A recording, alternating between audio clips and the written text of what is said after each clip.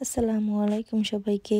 আশা করি সবাই ভালো আছেন। আলহামদুলিল্লাহ আমরা অনেক ভালো আছি। আর এই তো আজকে নিয়ে এলাম নতুন আরেকটি ভিডিও, বলতে পারেন ইউনিক আরেকটি ভিডিও।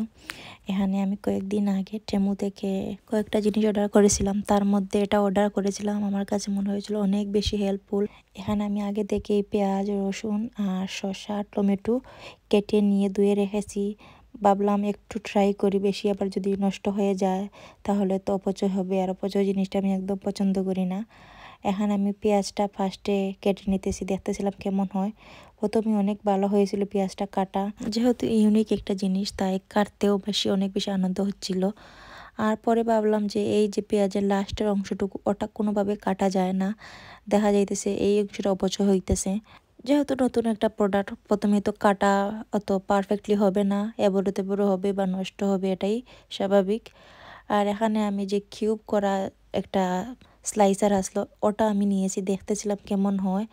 আমি কোনোভাবেই পারতেছিলাম না, অনেক বেশি জোর লাগে, যেটা আমার দ্বারা অসম্ভব ব্যাপার। আর এখানে পেঁয়াজের যে অংশটুকু রয়ে গিয়েছিল ওটা আমি ট্রাই করতেছিলাম, দেখা যায় কাটা যায় কি না, কিন্তু দেখতেই পারতেছি না। আমি অনেক বেশি জোরাজুরি করতেছি বলতে পারেন, কোনোভাবে কাটতে পারতেছিলাম না। পরে আরেকটা আমি স্লাইডার নিয়েছি, দেখতেছিলাম কেমন হয়।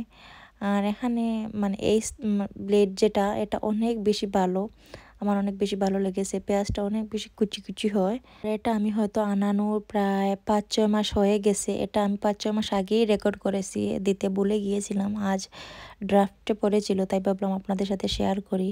পরে আমি আরেকটা ব্লেড নিয়েছি, দেখতেছিলাম এটা দিয়ে কেমন হয়। হয়তো কেউ ভাবতে পারেন আমি কেন বারবার পেঁয়াজ কাটতেছি বা এত কম সবজি কেন। আগেই বলেছি অপচয় করা ভালো না, যেহেতু এটা নয়া কাটার। আর যে এটা দিয়ে ভালো হবে কি হবে না এটাই আসল কথা। এই জন্য আমি অল্প করে জিনিসপত্র নিয়েছি, যাতে অপচয়টা না হয়, ফেলে দেওয়া যায়। আর পেঁয়াজটা নেওয়ার কারণ হলো, পেঁয়াজ যদি মানে কাটা সুন্দর না হয় তাহলে তো ব্লেন্ডার করে নেওয়া যাবে, এর জন্যই পেঁয়াজটা বেশি নেওয়া। আর এই তো দেখতেই পাচ্ছেন অনেক সুন্দর হয়েছে কাটাটা, আমার কাছে তো অনেক বেশি ভালো লেগেছে এই কাটাটা। দেখতেই পাচ্ছেন অনেক বেশি সুন্দর স্মুথ হয়েছে। আমার পেঁয়াজ কাটাটা প্রায় কমপ্লিট হয়ে গেছে। এখন আমি হাফ টমেটো নিয়েছি, দেখতেছিলাম কেমন হয়। আর আপনারা তো দেখতেই পারতেছেন টমেটোটা প্রায় আমার হাতের চাপে গলেই গিয়েছে। আমি তো কাটতেছিলাম আর হাঁটতেছিলাম, এটা টমেটোর জুস বের হয়ে যাচ্ছে কাটার বদলে। কিছু বলার ভাষা নেই আমার।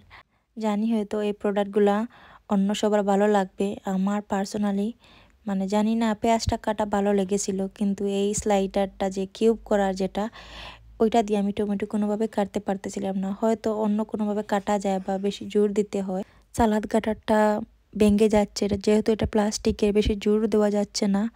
আমি অনেক ভিডিওতে দেখেছি একটু জোর দিয়ে কাজ করতে হয়, কিন্তু আমার দ্বারা জোর দেওয়া হচ্ছে না, আমার বাবা এত শক্তি নেই।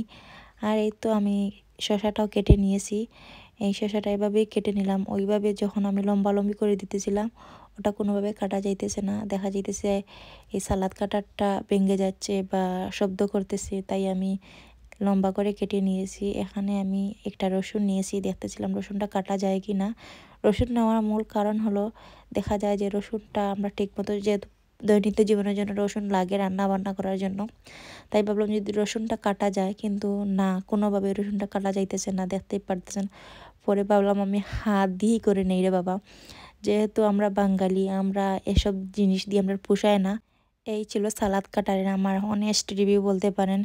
আমার একদমই ভালো লাগে নাই বলতে পারেন, শুধু পেঁয়াজটা একটু সুন্দর হয়েছে কাটা, আর কোনো কিছু আমার ভালো লাগে নাই। আমি এতে সময়ও অপচয় হয় আমার কাছে মনে হলো, যেহেতু অনেক কিছু ভরে যায়, নোংরা হয়ে যায়। আমার কাছে মনে হয় যে আমার নাইফ অ্যান্ড চপিং বোর্ড দিয়ে কাটাটা অনেক বেশি ভালো, দেখতেই পারতেছেন।